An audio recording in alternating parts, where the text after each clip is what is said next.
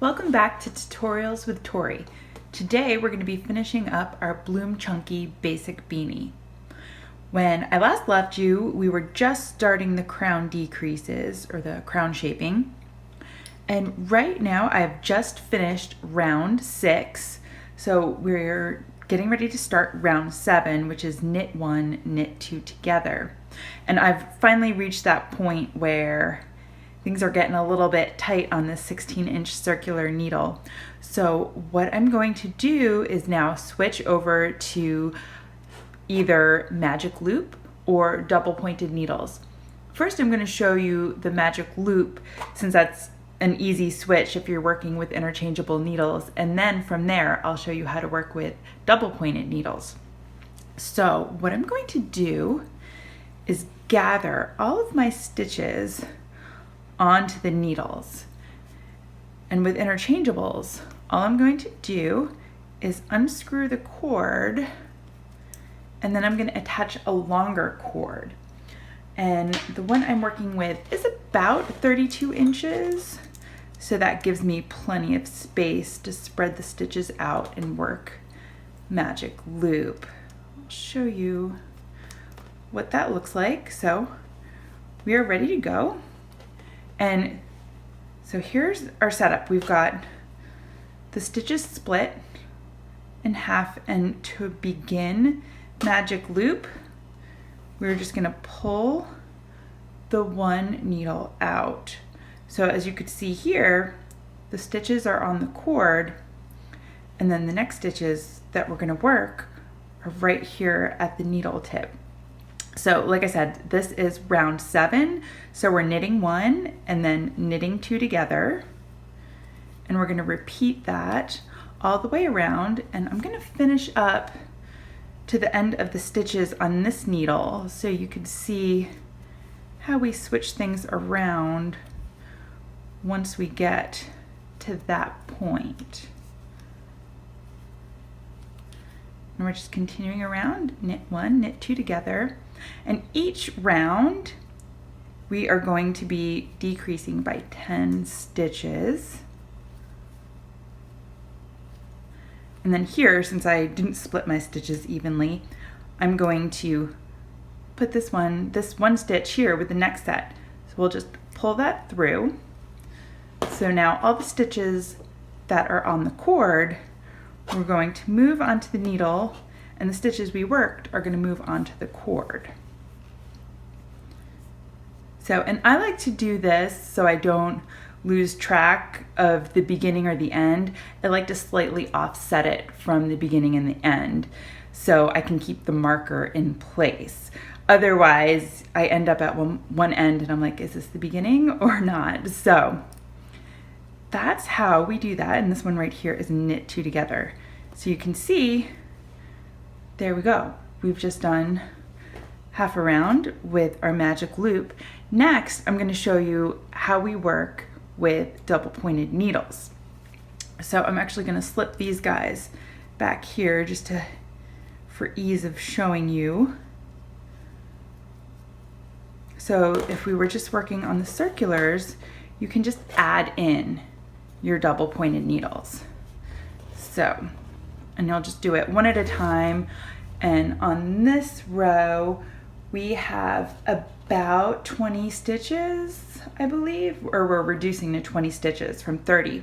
So you can distribute them about 5 stitches per needle if you're working with 4 needles and a 5th to work, or you can just do a total of 4 needles, so have the stitches on 3 needles and then work with the 4th needle, whichever is more comfortable for you. But so what we're gonna do, see, so we'll knit 2 together, knit 1, knit 2 together, knit 1, knit 2 together.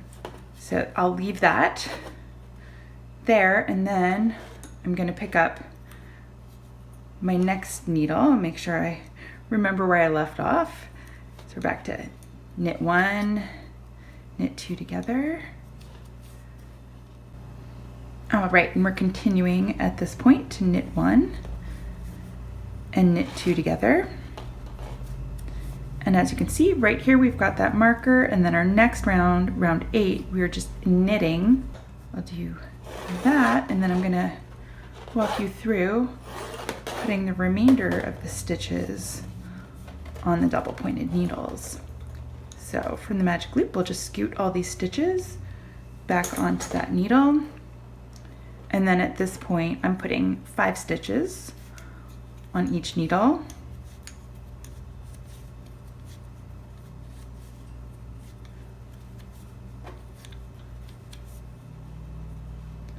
And then 1 more.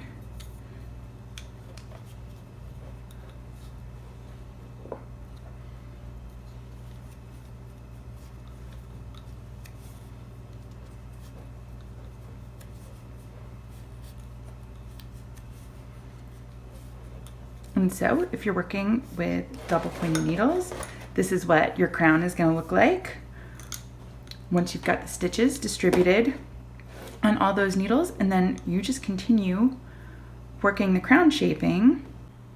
Now we're ready to work our final round of crown shaping. So what I'm going to do, since I have the marker in the middle of the round, I'm going to take this off and I'm going to move this stitch over to the next needle. So this is going to be the beginning of our round at this point, and we are going to knit 2 together around. So actually pop this off, we don't really need that anymore. So let me scoot that guy over.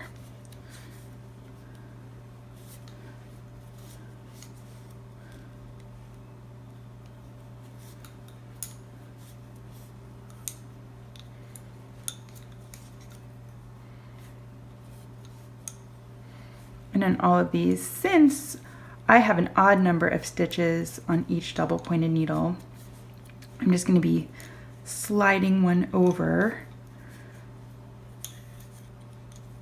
on some of my needles.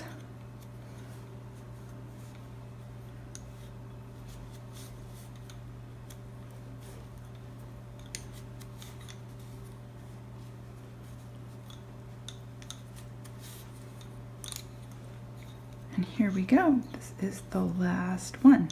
So now this is going to leave us with 10 stitches. And we are ready to cut the yarn and thread it through the live stitches. I'm going to grab my tapestry needle and scissors, and I'll be right back. So I've got my tapestry needle and my scissors, and now we're going to take our yarn tail. We're going to cut this approximately 6 inches. You don't need to measure at this point. I just use the palm of my hand is about 7 inches, so I use that as a guideline. And then we're just going to thread this tail onto our needle and thread it through the live stitches and slip each stitch off the needle as we thread it through.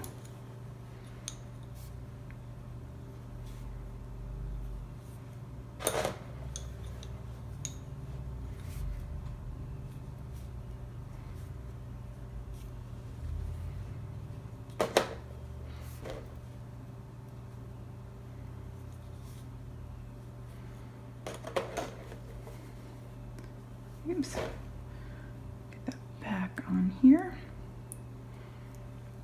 And then I like to, just for added security, thread it through the first couple of stitches again, and then bring it to the inside of the hat and pull tight to secure. So you can see we've got that closed there, and then we'll turn it to the inside and begin weaving in our ends. My preferred method of weaving in ends is duplicate stitch, so I'll just follow the yarn through for a few stitches. And I'll continue in that manner until it's secure, and then I usually, I'll go in one direction for about 1 inch, and then I'll turn around and go back the other direction for another inch. This way it ensures that the tail stays secure and doesn't come loose through washing and wearing. And then I'm going to show you too how I like to finish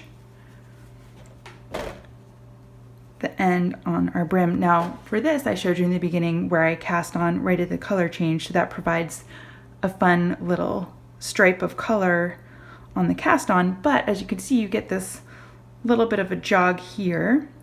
So what I like to do is thread the end up through the first slip knot.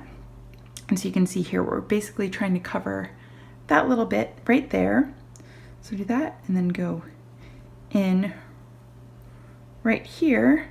So you can see we've got nice continuity there. And same thing on this. I like to duplicate stitch by following the stitches here. And again, I do that for an inch or so in one direction and then go back the other direction to ensure it is secured. And then you are all set. Your hat's all done.